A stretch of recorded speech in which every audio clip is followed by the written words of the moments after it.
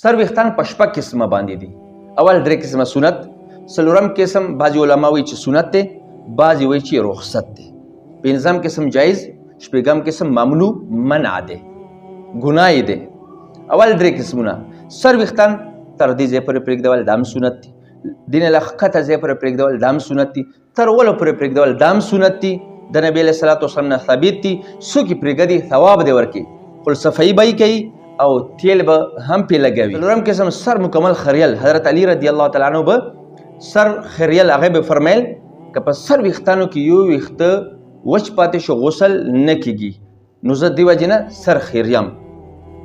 نو څوک سر خیري مکمل دام جایز دی، بعضې وایي سنت دی، خو بعضې وایي چې نه سنت نه دی، رخصت دی. خو بهرحال سر خیریه شي چې کله ته صفایي نشئ کوی، تیل پې نشي لګوی، نو بیا ته سر وخریه. په کار خو دی چې انسان ستر ویښتان پرېږدي چې صفایي کوي او تیل پې لګوي، چې لږ پې ستړی وي مال یې پې لګېږي، نو ثواب دی ورکړي. خو افسوس چې کوم سنتو باندې مال جان لګېږي، بیا موږ وایو چې دا زه نشم کوی. او که کوم سنت خوږه وي، لکه نبي علیه صلات وسلام خوږ شی خوړلی دی، نو موږ وایو چې حلوا خورو، دا سنت دی، او موږ دا سنت ډېر ښایسته طریقې سره کوو. او کوم سنت باندې چې مال لګي جان لګي، بیا موږ چې دې کې تکلیف دی. خو بهرحال که چا سر خریل دا هم جایز دی، خو که ستر ویښتان یې پرېږدلو دې کې ثواب زیات دی.